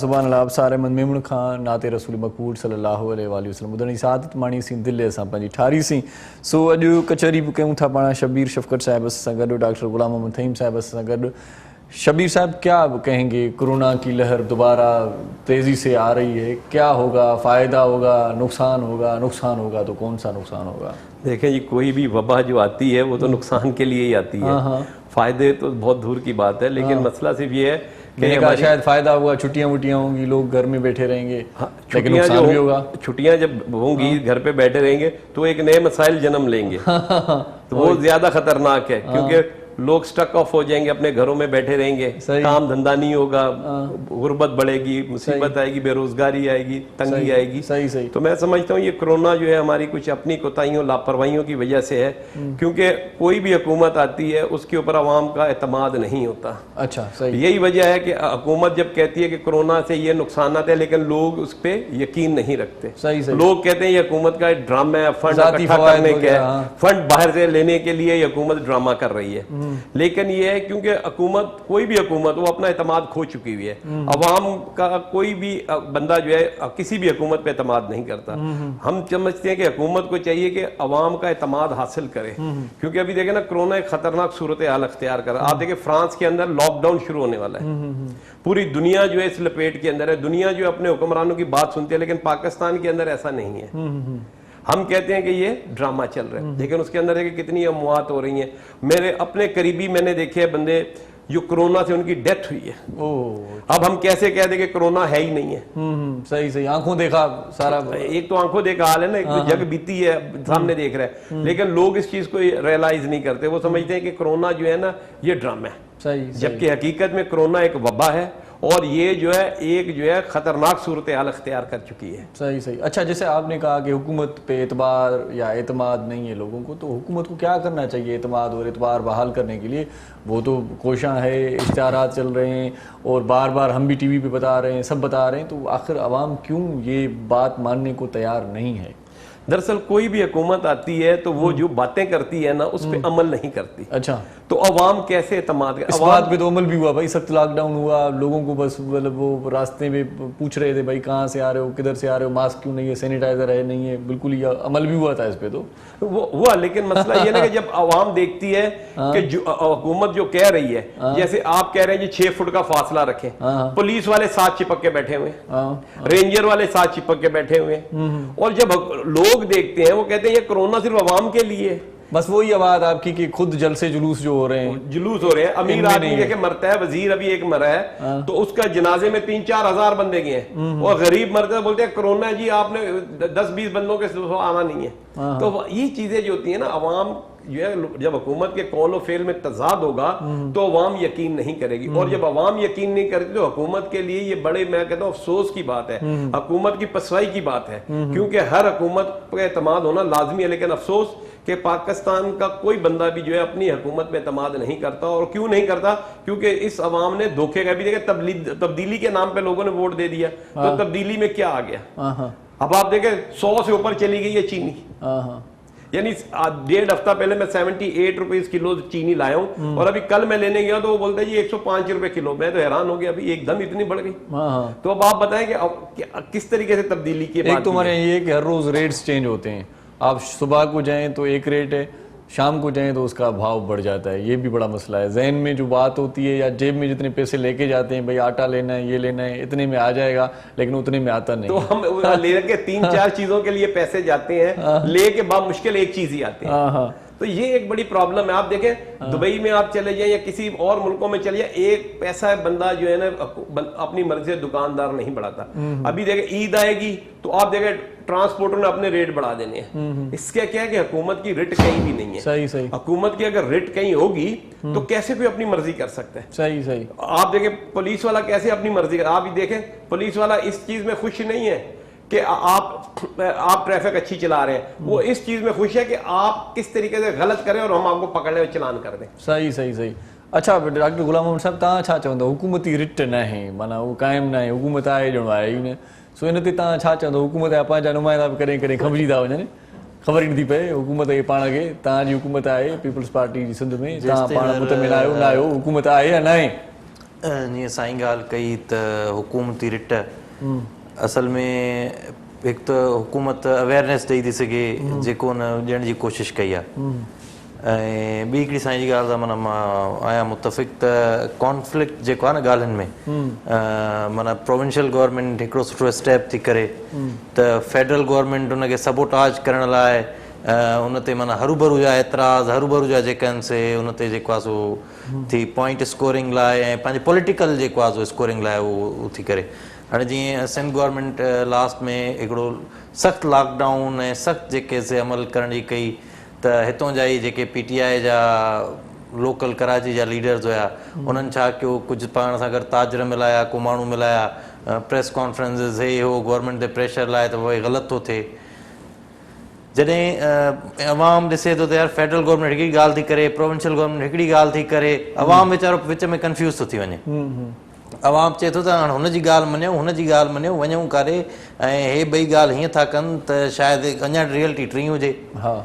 असांखे माना वबा में ऐं जेके नेचुरल डिज़ास्टर्स हूंदा आहिनि उन में हिकिड़ी मुतफ़िक़ हुजणु खपे, नेशनल यूनिटी जी ज़रूरत आहे। सही। ऐं उन ते माना असांखे पॉलिटिक्स, पॉइंट स्कोरिंग ऐं पॉलिटिकल जेके आहिनि से डिफरेंसिस खे साइड ते रखी करे हिकिड़ो माना अवाम जी भलाई ऐं बहबूद लाइ जेके ॻाल्हियूं आहिनि। हाणे Sindh for example Sindh government हिकिड़ी ॻाल्हि कंदी, NCOC में हिकिड़ी ॻाल्हि थींदी, पर सिंध गवर्नमेंट पंहिंजो चवंदी त असां थोरो अञा वे फॉरवर्ड वञूं ऐं कुझु स्टेप ॿ टे वधीक खणूं, त उन ते तव्हां ॾिसंदा आहियो त वरी शुरू थी वेंदा आहिनि जेके आहिनि से फेडरल गवर्नमेंट मां ॿ टे मिनिस्टर विहारे छॾींदा आहिनि प्रेस कॉन्फ्रेंसिस ते, उहे बि सॼो ॾींहुं पोइ वात हणंदा, अवाम वीचारी परेशान थी वञे। ऐं हाणे तव्हां ॾिसो त मुराद शाह साहिबु माण्हुनि खे हथ ॿधी रोई करे अपील पियो करे त यार ईअं न कयो, छो जो जॾहिं एहतियात अवाम पाण न कंदासीं, लोड प्रेशर जेको आहे हॉस्पिटल्स ते वधंदो, डॉक्टर्स ते वधंदो। असांजा डॉक्टर्स केतिरा वीचारा शहीद थी विया आहिनि कोविड जे करे, त गवर्नमेंट उन्हनि पोइ जॾहिं इहो प्रेशर असांजी ग़लतियुनि जे करे, असांजे न एहतियात करण जे करे हॉस्पिटल्स ते वधंदो, जॾहिं पोइ माण्हू मरंदा, उहो ई अवाम वरी गवर्नमेंट खे चवंदो त भाउ तव्हां जेको आहे फैसिलिटीज़ न ॾेई सघियो। पाण अंडर डेवलपमेंट कंट्री आहियूं, पाण खे माना हुन फ्रांस सां, पाण खे जेको आहे अमेरिका सां या सऊदीया सां न कंपेरिज़न कर, पाण वटि त अञा अवाम खे रिलीफ ॾियण लाइ अवाम खे कुझु रिलैक्स कयो वियो। सऊदीया में अगरि तव्हां घरों निकिरो पिया त तव्हां ते जेको आहे 1000 उतां जा जेके आहिनि धर्म और रियाल उहो फाइन पियो लॻे, हुननि ते त एतिरियूं सख़्तियूं कयूं ऐं पोइ बि रेशो पाकिस्तान खां वधीक आहे हुते ॿाहिरि मौत जो। अमेरिका में पाकिस्तान खां वधीक डेथ थियूं आहिनि, लंडन में पाकिस्तान खां वधीक डेथ थियूं आहिनि, इटली में पाकिस्तान खां वधीक डेथ थियूं आहिनि। मसइलो इहो आहे त असांखे थोरो सीरियस माना हिनखे वठिणो पवंदो। जीअं पाण पहिरियों ॻाल्हि कईसीं त माण्हुनि जे शायदि दिमाग़ में अञा इहो हुयो त भाई हिते शायदि का बीमारी आहे ई न, ऐं गवर्नमेंट जेका आहे त ॿाहिरों को फंडिंग वठण लाइ, त छा अमेरिका बि ॿियनि मुल्कनि खां फंडिंग वठण लाइ पाण जो लॉकडाउन कयो आहे या कोरोना में हुते माण्हू मरी विया आहिनि। हाणे तव्हां ॾिसो त ट्रंप जी जेका प्रेसिडेंशियल इलेक्शन जी जेका कैंपेन थी हले, उन में इकोनॉमी ऐं कोविड इहे ॿ मेन पॉइंट हुया। सही सही। जेको ट्रंप खे हिन महिल लॉस थो थिए ऐं जेको ट्रंप ते तनक़ीद थी थिए त उहो ॿिनि शयुनि ते थिए त हिकु इकोनॉमी खे हुन उते सही स्टेबल न कयो, ऐं टियों जेको आहे ॿियो माना जेको आहे उहो कोविड जी जेका हुन मैनेजमेंट ते सही न कई। त कोविड हिकिड़ी माना रियलिटी आहे ऐं कोविड हिकिड़ी जेका आहे सा हक़ीक़त आहे ऐं हुनखे असांखे फेस करिणो आहे। सही सही। तो फेस असां एहतियात सां ऐं प्रोटेक्शन सां ई करें। अच्छा शबीर साहब, क्या समझते हैं कि प्यार से हम सुधरने वाले नहीं हैं? लगता है मुझे कभी कभार सख्ती लाजिम है हमारे ऊपर तो मामला ठीक हो सकते हैं। कोरोना में भी अगर सख्ती थी तो घर से निकलना बंद था, सख्ती उन्होंने छोड़ दी, कहा कि भाई लापरवाही ना करें, एहतियात बरतें, लेकिन हम एहतियात नहीं बरते। सख्ती लाजमी है तो सख्ती करेगा कौन? मतलब ये है ना कि देखे ना, सख्ती तो वो करेगा जो खुद बिल्कुल पाक और साफ होगा। यहाँ तो सख्ती इसलिए नहीं करते ना क्योंकि उनके अपने बंदे खुद पकड़े जाते हैं, तो फिर सख्ती कहते हैं। एक तो कानून हो कि भाई जो बंदा भी गलत करेगा उसको पकड़ा जाएगा, फिर तो अपना हो या गैर हो। सही। फिर तो पैमाना ये होना चाहिए, कसौटी ये होनी चाहिए कि जो जुर्म करेगा वो सजा पाएगा। आज यूरोप या दुनिया हमसे आगे इसलिए है कि वो ये चीजें नहीं देखती। सही सही। उसका अगर वजीर भी गलती करता है तो वो भी इंसाफ के कटहरे में आता है, वो खुद ही आ जाता है पहले तो। वो खुद। और फिर एक छोटा सा वक्फा लेते हैं, इसको बात को कंटिन्यू करते हैं, वरना सख्ती इधर भी बढ़ जाएगी। डायरेक्टर साहब हैं हमारे साथ, तो नंढड़ी साई वठूं था, पाण मोटी अचूं था। तव्हां सां जुड़ियल रहिजो, ॾिसंदा रहिजो पंहिंजो प्रोग्राम सलाम सिंध।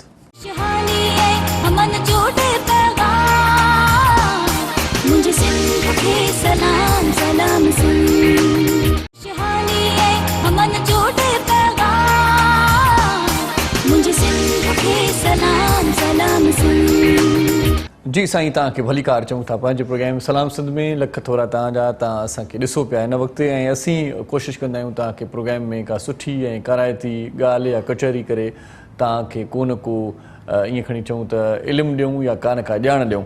सो बहरहाल रबीउल अव्वल जो भलारो महीनो आहे त पोइ विच विच में असां पंहिंजी कचहरीअ जे विच विच में मिठे मीर मदनी जी तारीफ़ बि कंदा हलंदासीं ऐं पंहिंजियूं दिलियूं मुनवर कंदा हलंदासीं. अबसार अहमद मेमून साहिब खे आउं वरी गुज़ारिश कयां थो त का सुहिणी नात असांखे ॿुधाइनि. जी अबसार. मखीअ खां ज़्यादा मिठो आ मोहम्मद, मखीअ खां ज़्यादा मिठो आ मोहम्मद, कया कुर्ब मौला मिलियो आ मोहम्मद,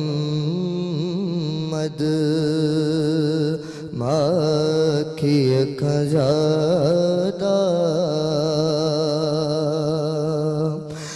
महफ़िल समोरी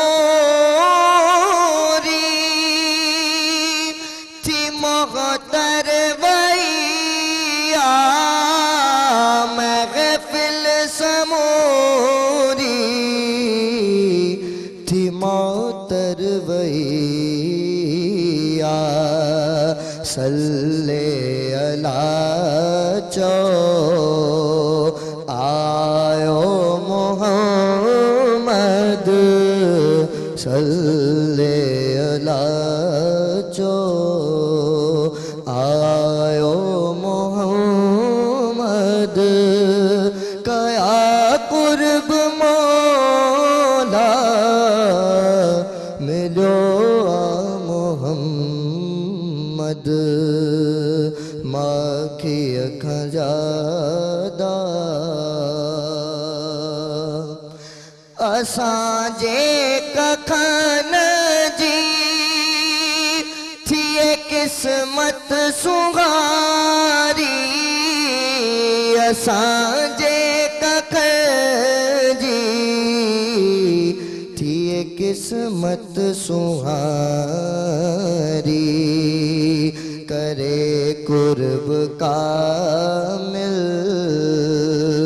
अचो या मोहम्मद, करे कुर्ब कामिल अचो या मोहम्मद, कया कुर्ब मौला मिलियो आ मोहम्मद, मखीअ खां ज़्यादा अवां जे अंगण ते अचे को सवाली, अवां जे अंगण ते अचे को सवाली, वने झोल खाली भरियो या मोहम्मद, वने झोल खाली भरियो या मोहम्मद, कया कुर्ब मौला मिलियो आ मोहम्मद, मखीअ खां ज़्यादा ही गुलजार आगे आवाज़े करम सा, ही गुलजार आगे आवाज़े करम सा, सफ़र ज़िंदगी जो सजायो मोहम्मद, कया कुर्ब मौला मिलियो आ मोहम्मद, मखीअ खां ज़्यादा मिठो आ मोहम्मद, कया कुर्ब मौला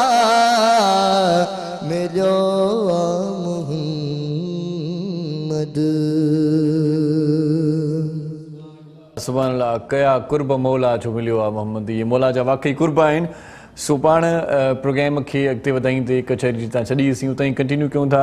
शबीर साहब, सख्ती की बात हो रही थी, तो वो पहले सख्ती की बात हो जाए, उसके बाद प्यार से सुधर जाएंगे हम। सख्ती तो मसला तो ये है ना कि कानून तो मौजूद है, अमल दरामद करने की जरूरत है। सही सही। अब अमल दरामद करने वाले भी कभी कभार ऐसे होते हैं कि जैसे कोरोना की जो सूरत हाल थी पहले 2-4 माह में, तो पुलिस वालों की चांदी हो गई, बड़े मजे थे उनके, बड़े लशपश हो रहे थे भाई, 100-200 लेके सब कुछ छोड़ रहे थे, मास्क नहीं है, खैरियत है।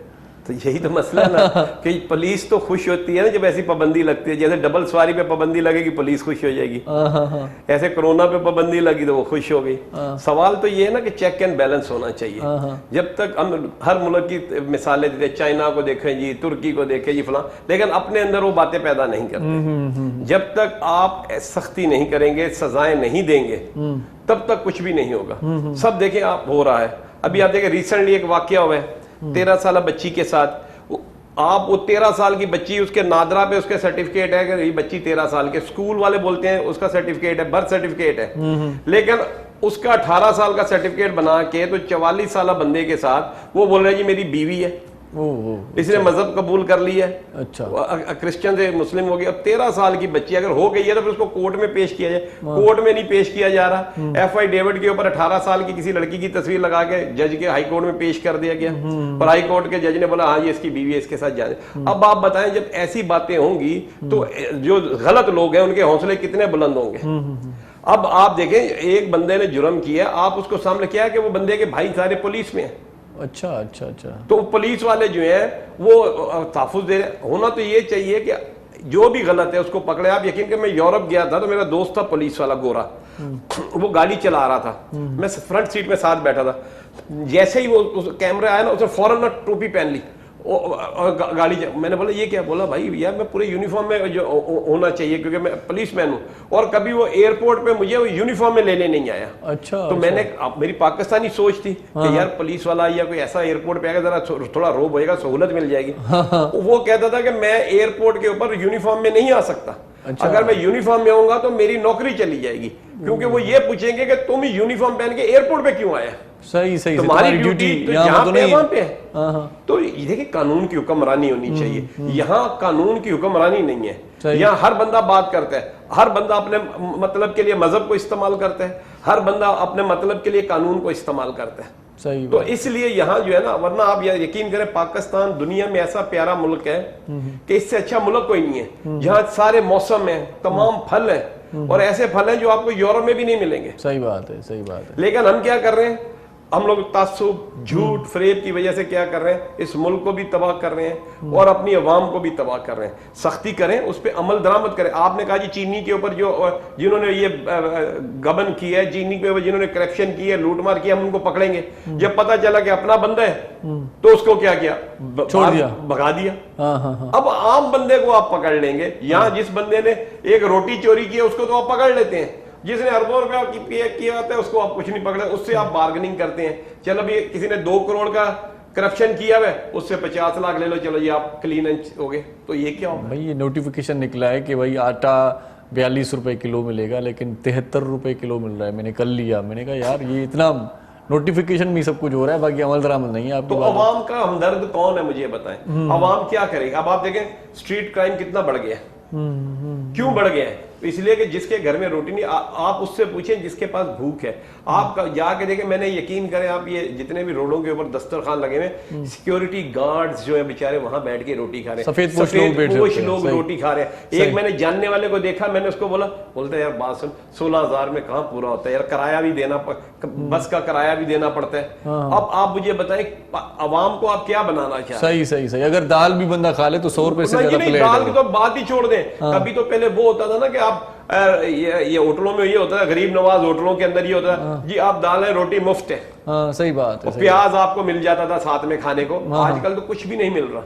अब गरीब आप बताएं क्या करें? आजकल तो पानी भी पैसों से मिल रहा है, मतलब वो जमाना ही गुजर गया जो पानी फ्री का होता था। और जो सलाद तो ठीक है, पानी भी आजकल पैसों का है। पानी जो मिनरल दे रहे हैं वो भी 2 नंबर है।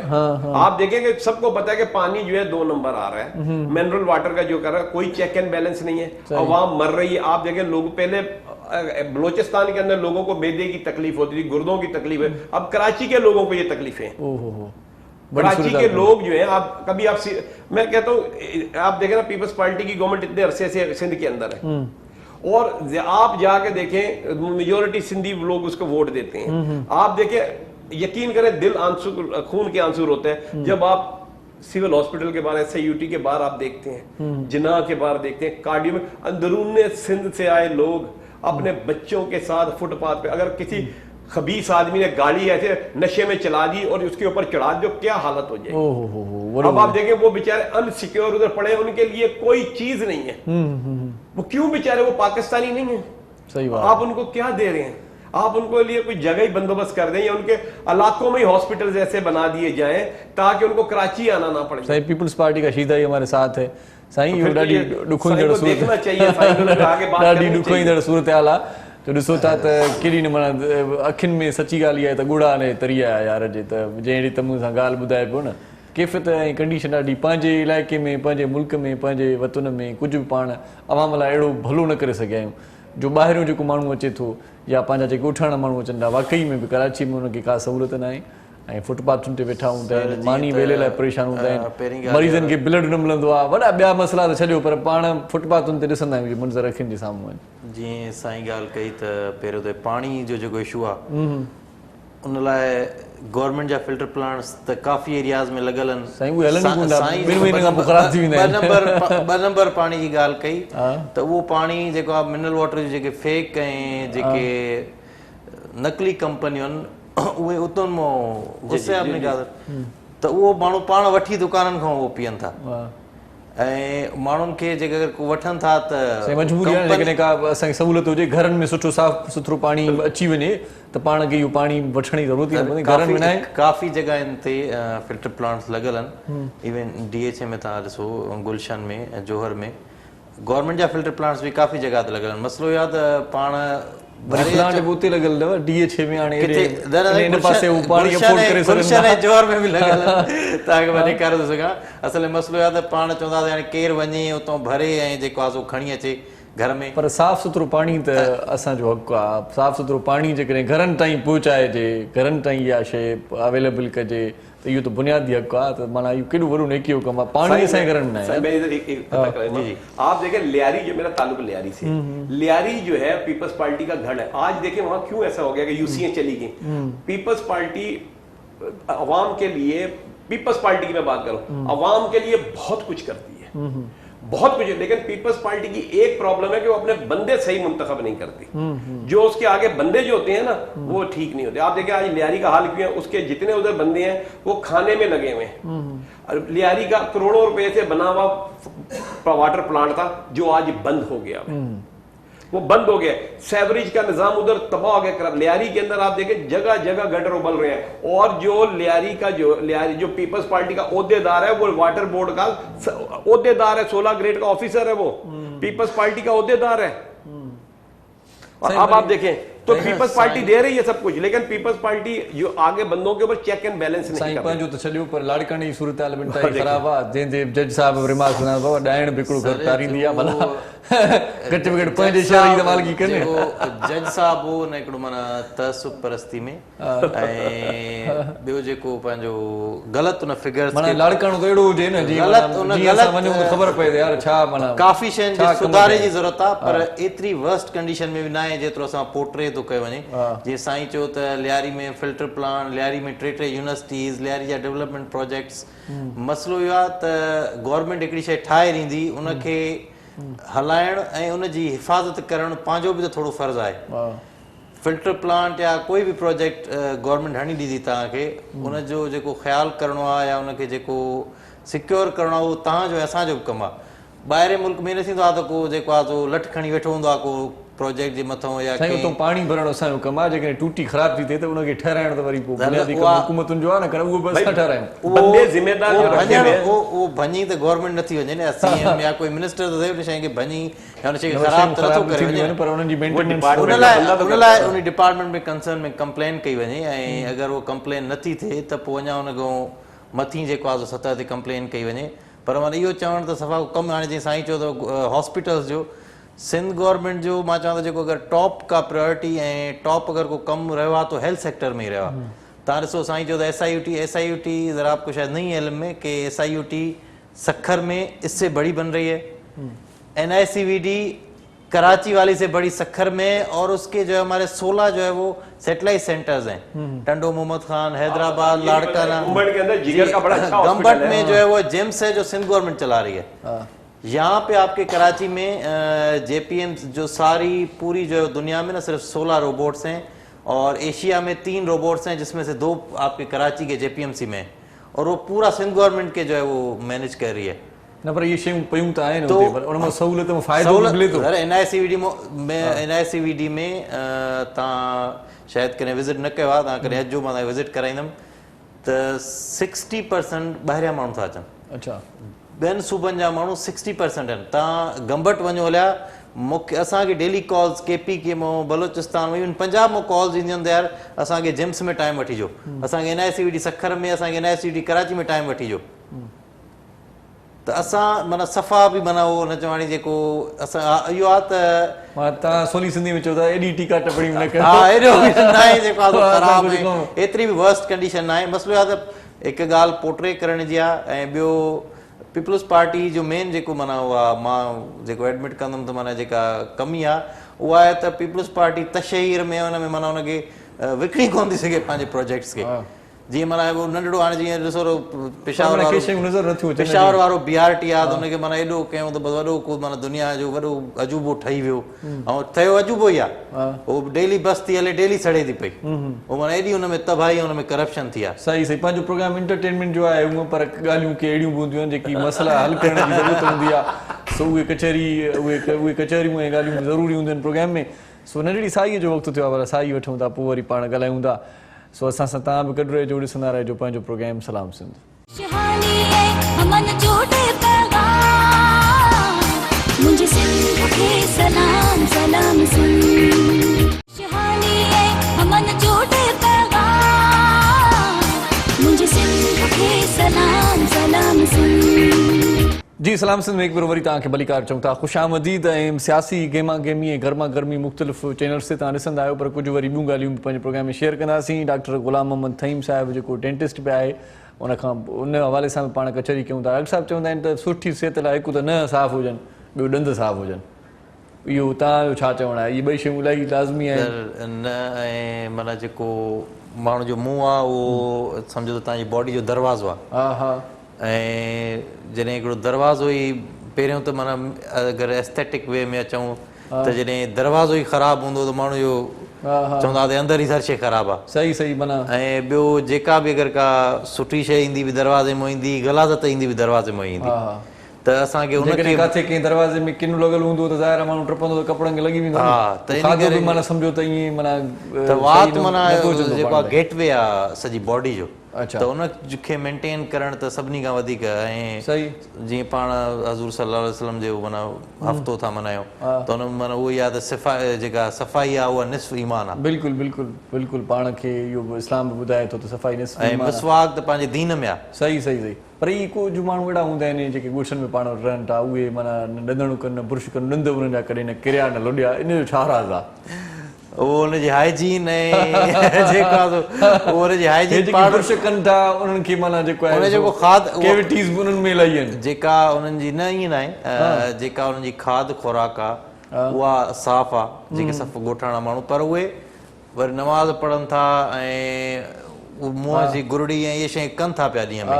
अगरि बुरुश नथा कनि त उहो मुंहं खे साफ़ था, पंहिंजे वात खे साफ़ था रखनि। अच्छा अच्छा अच्छा, जेको घणो शहरनि में जेको घणो तव्हांखे ॾंदनि जी बीमारियूं इहे मिलंदियूं इन करे त हिते हिकु त पाण जेका हाइजीन आहे ओरल उहा ॾाढी ख़राबु आहे।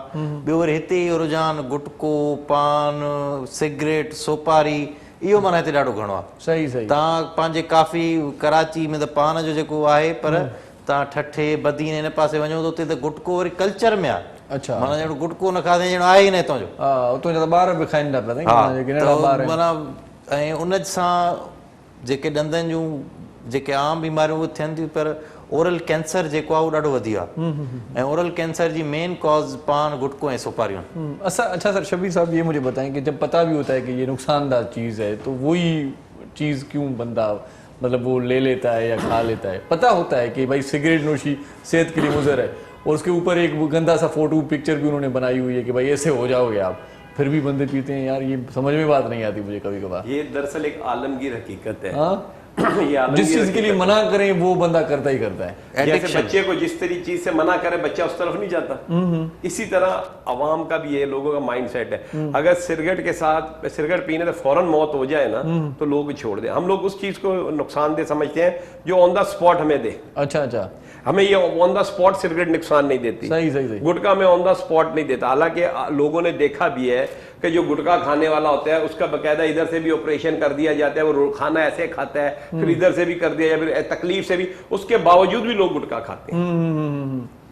क्यों? इसका ऑन द स्पॉट इसके नुकसान नहीं है। हमारी आदत में शामिल है, पता नहीं क्या, जहाँ पर लिखा होगा भाई यहाँ पार्किंग मना है वहां पर गाड़ी लगा देंगे, जहाँ थूकना पर मना लिखा होगा थूकना मना है वहां पर थूकेंगे, हारून बजाना मना है भाई हॉस्पिटल इधर Haroon T T P P, ये हमारा कल्चर का हिस्सा है, ये मतलब वहां पर करना है। हाँ, ये माइंड सेट है हमारा। सही बात है, सही तो बात है। इसके हम बच नहीं सकते, इसके लिए बड़ा टाइम चाहिए।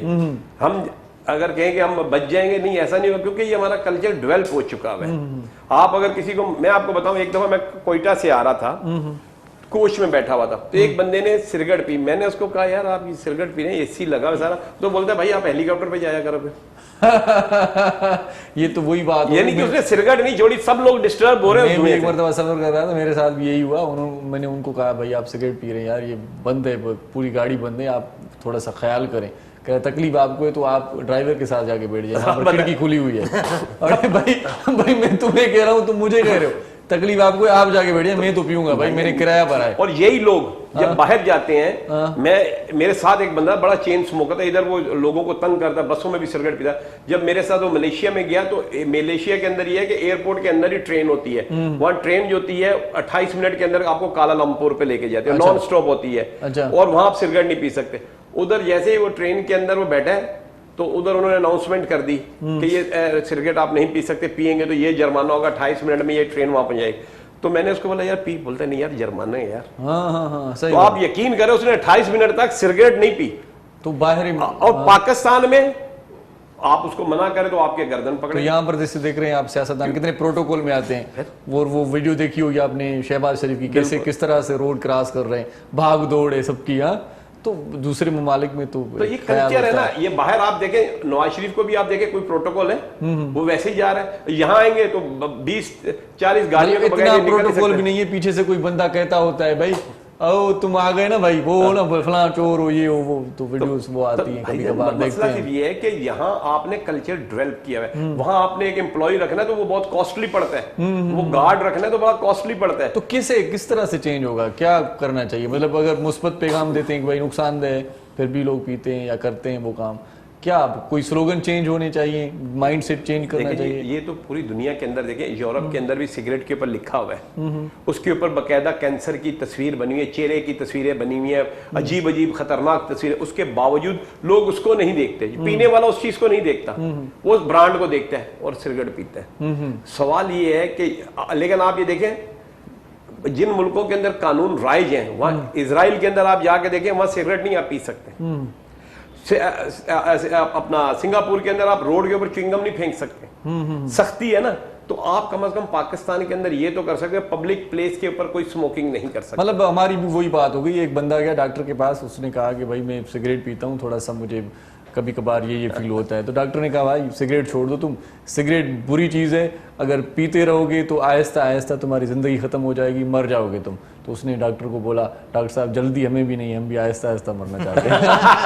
अब बताए ऐसे लोग हैं तो क्या करेंगे हम, ये बताएं। तो ये बात है, मतलब अकल की बात है यार, समझ में बात नहीं, हमें भी जल्दी नहीं है, हम भी आहिस्ता आहिस्ता मरना चाहते हैं। और देखें लोगों को पता भी है, देखें गवर्नमेंट भी कहती है, सबको पता है कि ये जो बाजार से जो खाना खा रहे हैं ये कौन सी चर्बी है, किससे तेल से बन रहे हैं, लेकिन लोग आप देखें रोडों पे कैसे रश लगाते हैं, सब पता है, टीवी वाले भी दिखा रहे हैं, मीडिया के अंदर आ रहा है, सब कुछ हो रहा है, सोशल मीडिया, लेकिन लोग बाज आ रहे हैं। लोग उस चीज से बाज आएंगे जो ऑन द स्पॉट डेथ होगी। यही वजह है, डर रहे क्या? नहीं डर रहे। सही सही सही। जिस दिन ऑन द स्पॉट डेथ होना, जैसे चाइना के अंदर दिखाते थे कोरोना जिसको ऐसे गिर गया, जब ऐसा होगा तो फिर लोग बाज आएंगे।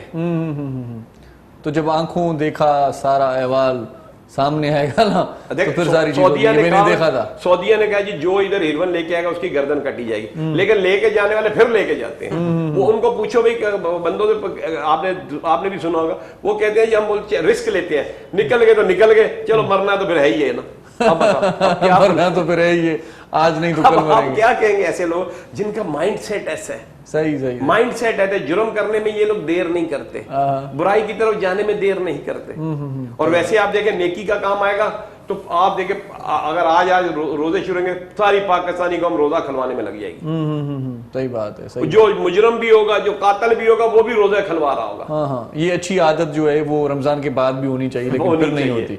अच्छी आदत को मतलब वो नहीं करते। हम लोग मौके के हिसाब से बुरे बन जाते हैं, मौके के हिसाब से हम नेक बन जाते हैं, मौके के हिसाब से हम अच्छे बन जाते हैं। सही सही सही। डॉक्टर साहब तव्हां जो इन बारे में छा ख्याल आहे इहो बि मूंखे ॿुधायो, बल्कि तव्हां सां वरी तव्हांजी कचहरी बि कयूं, छो त प्रोग्राम जा आख़िरी लम्हा बि आहिनि।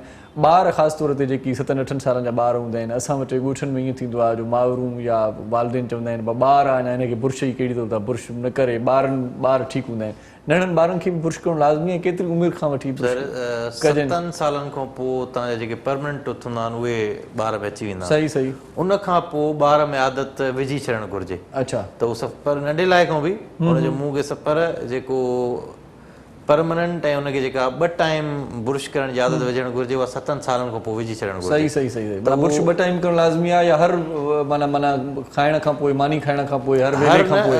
सुबुह सां तव्हां उथण खां पोइ ऐं राति जो सुम्हण खां पहिरीं माना बुर्श करे जेको आहे लाज़मी आहे।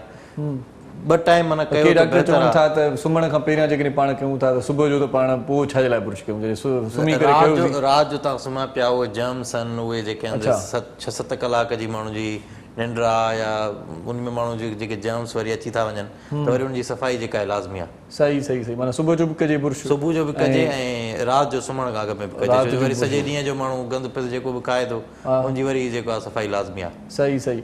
के वरी असांजा दोस्त चवंदा आहिनि त बाबा ॾंदनि खे 6 महीने खां पोइ, साल खां पोइ या 2 महीननि खां पोइ वरी जीअं ॾंदनि जी हिकिड़ी सफ़ाई थींदी आहे जंहिंखे पाण स्केलिंग, हा उहा बि कराइजे, माना सर्विस ॾंदनि जी लाज़मी आहे या ईअं ठीकु आहे? साल में हिकु दफ़ो अगरि कराइजे। के चवनि था त इहा सर्विस कराइण सां ॾंद कमज़ोर था थियनि, माना हिकिड़ा राया आहिनि माण्हुनि जा। रिपीटेडली कराइण सां ॾंद कमज़ोर थींदा आहिनि। अच्छा। ऐं माना अगरि तव्हां हर हफ़्ते हर महीने कराईंदव त ऑब्वियसली उहो तव्हां ॾंद कमज़ोर ई थींदा।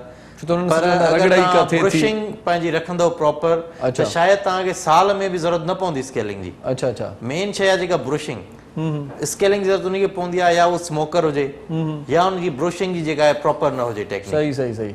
चांहि बि चवनि था त ॾंदनि जे लाइ नुक़सानकार आहे, इन ॻाल्हि में केतिरी सदाकत आहे? त चांहि मां घटि करे छॾियां, मूंखे ॿुधाए छॾियो अॼु तव्हां मिलिया आहियो। चांहि जेका आहे सा उहा ॾंदनि लाइ डायरेक्टली न आहे, चवनि था ॾंदनि ते दाग छॾींदो आहे। स्टेन कंहिं हद ताईं अगरि तव्हां घणी उनखे जेको आहे क्वांटिटी में पियो था, चांहि काफ़ी 8-10 कोप ॾींहं में पींदव 8-10 केरु पींदो त ऑब्वियसली हाणे उहो त स्टेन 1 या 2 कोप सां न जेको आहे कोई स्टेनिंग न थींदी आहे। अच्छा अच्छा। सही सही सही। ॿियूं कहिड़ियूं शयूं आहिनि बाक़ी जेके सिगरेट सां ऑब्वियसली सिगरेट तव्हांखे स्टेन बि कंदो आहे ऐं तव्हांजे ॾंदनि खे वीक बि कंदो आहे। अच्छा सही सही। ॿियूं कहिड़ियूं शयूं आहिनि जेकी असांखे ॾंदनि जी माना जेको आहे सो कमज़ोरी जो सबबु थियनि थियूं? हिकु त जेकी सफ़ाई न थियणु मेन जेका आहे तव्हांजो पोइ गम्स खे बि वीक थी करे ऐं तव्हांजो जेको आहे सो ॾंदनि खे बि वीक थी करे। गम्स वीक थिया त ॾंद तव्हांजा ऑब्वियसली पोइ छणणु शुरू कंदा। अच्छा अच्छा। ऐं मेन हाइजीन माना जीअं हाणे पाण वधीक मिठो अगरि वधीक पाण मिठो यूज़ कंदासीं त ज़ाहिरी ॻाल्हि आहे पाण खे उहो कैविटीज़ ऐं उहो कैरीज़ थींदियूं त हुन में कैविटीज़ पाण खे थींदियूं, त उहो मिठो बि घटि खाइणु घुरिजे। मेन जेका शइ ॾंदनि जी माना मेन जेका प्रोटेक्शन उहा आहे सफ़ाई। सही सही सही। जीअं पाण ॿार हूंदा आहिनि नंढड़ा, उहे चॉकलेट्स बि खाईंदा आहिनि, बोतल बि पींदा आहिनि, शरबत बि पींदा आहिनि। अगरि पाण वरी उनखे प्रॉपर टाइम ते ब्रुशिंग कयूं त पोइ उहे न थींदियूं जेको आहे कैविटीज़ न ठहंदियूं। सही सही सही। सो डॉक्टर गुलाम मोहम्मद थीम साहिबु आख़िर में तव्हां को मैसेज ॾियणु चाहींदो प्रोग्राम में लम्हा थोरा पूरा थियण वारा? मैसेज बसि इहो ई आहे त पंहिंजे माण्हू सफ़ाई सुथराई जो ऐं सिहत जो ख़्यालु रखे ऐं ॿियो मेन जेको अॼुकल्ह वबा हले थी पई कोरोना वारी, उन में पंहिंजो पाण खे बि महफ़ूज़ रखे, ॿियनि खे बि महफ़ूज़ रखे। ख़ासि करे जेको माना मां इंसानु आहे उहो वरी कैरियर बि थी थो वञे। सही। मां ॿाहिरि तव्हां सां मिलियमि, साईं सां मिलियमि, ख़ुदा न ख़ास्ता मां खणी वियुमि, वरी घर में ॿार आहे माण्हू जा जेको आहे फैमिली आहे उनखे बि इन्फेक्टेड करे थो सही, सघे। सही, सही। त इन करे माण्हू अॻ में ई प्रोटेक्शन करे, मास्क यूज़ करे, सैनिटाइज़र यूज़ करे, घर में वञण खां अॻ में सैनिटाइज़ थिए, घर में निकिरण खां अॻ में सैनिटाइज़ थिए, सैनिटाइज़र माण्हू खे हुजे हिकिड़ो खीसे में, सही, त सही। कंहिंसां बि अगरि मजबूरी में या हथ मिलाए थो विझे या कंहिंसां कॉन्टेक्ट में अची या थो काशे खणे थो त माण्हू उते ई वरी जंहिं सैनिटाइज़ थी जगह ते वञे। वेहे थो। सही ॻाल्हि आहे, सही ॻाल्हि आहे। सो शबीर साहब आप भी कोई मैसेज देना चाहेंगे?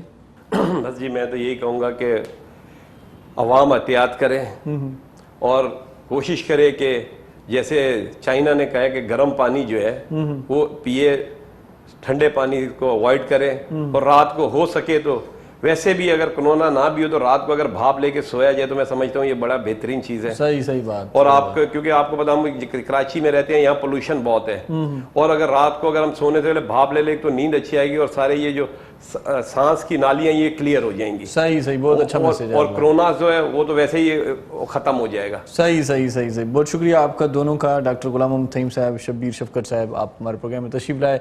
अबसार अहमद महमूद साहब, आख़िर में वेंदे वेंदे तव्हां खां नातिया कलाम ॿुधंदासीं।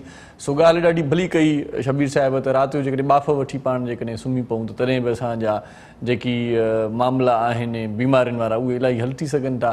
ऐं ख़ासि तौर ते जेकी अदियूं असांजो प्रोग्राम ॾिसनि थियूं या जेकी छोकिरा नौजवान ॾिसनि पिया, राति जो हूअं बि चहिरो असां पाण मुंहुं साबुण सां धोई सुम्हंदा आहियूं, थोरो वधीक ख़फ़ो कंदासीं त पाण बीमारियुनि खां बची पवंदासीं। अॼोको प्रोग्राम हिते पूरो थिए थो। पूरे आलम जे लाइ असांजी बि दुआ आहे त उहे सभई माण्हू, उहे सभई मारू, उहे सभई मुस्लमान, उहे सभई जेकी बि आहिनि, आलम सभु आबाद करी, जेकी बि असांजे आलम में रहनि था। असीं ख़ुशनसीब आहियूं त हुज़ूर अकरम सल्लल्लाहु अलैहि वसल्लम जा उम्मती आहियूं। असां ते इलाही सारियूं महिरबानियूं आहिनि, करम नवाज़ियूं आहिनि, पालनहार जूं। सुभाणे जो असांजो जेको प्रोग्राम हूंदो उहो इंतिहाई ख़ासि आहे, उहो ॾिसणु न विसारिजो, मतां तव्हां मिस करे छॾियो ऐं पोइ वरी सोचो त एॾो शानदार ऐं एॾी भली ट्रांसमिशन असां ॾिसण खां छो रहिजी वियासीं। सुभाणे आलम सगूरा बि असां सां गॾु हूंदा। आलिम असांखे हुज़ूर अकरम सल्लल्लाहु अलैहि वसल्लम जी सीरत मुबारक बाबति ॿुधाईंदा ऐं जेकी हुज़ूर अकरम सल्लल्लाहु अलैहि वसल्लम जा जेकी मदाह ख़्वान हूंदा उहे सना ख़्वानी अची कंदा ऐं असांजे प्रोग्राम खे 4 चंड लॻाईंदा, दिलियूं मुनवर थींदियूं, रूह खे राहत मिलींदी, दुनिया जे धमचर खां थोरो परे रहंदासीं। सुभाणे जो प्रोग्राम बहरहाल ॾिसण वारो आहे। अॼोको प्रोग्राम हिते पूरो थिए थो। इरशाद जागीरानी तव्हां खां मोकिलाए थो। पंहिंजो तमामु घणो ख़्यालु रखिजो ऐं उन्हनि जो बि ख़्यालु रखिजो जिन जो ख़्यालु रखण वारो केर बि कोन्हे।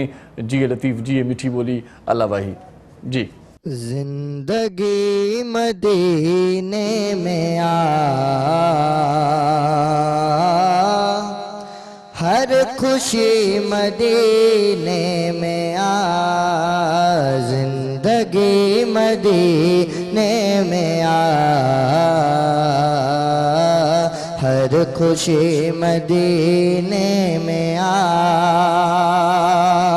जिंदगी मदीने में आ, हर खुशी मदीने में आ, जिंदगी मदीने में आ, हर खुशी मदीने में आ, नूर जी शुआ उन जी रोशनी मदीने में आ, नूर जी शुआ उन जी रोशनी मदीने में आ, मुस्तफा जे रोज़े ते अजब जी चमक है, मुस्तफा जे रोज़े ते अजब जी चमक आहे, मींह रब जी रहमतुन जो रात ॾींहुं मदीने में आ, मींह रब जी रहमतुन जो रात ॾींहुं मदीने में आ, ऐं जोलियो पयूं बरजन दर ते अचण वार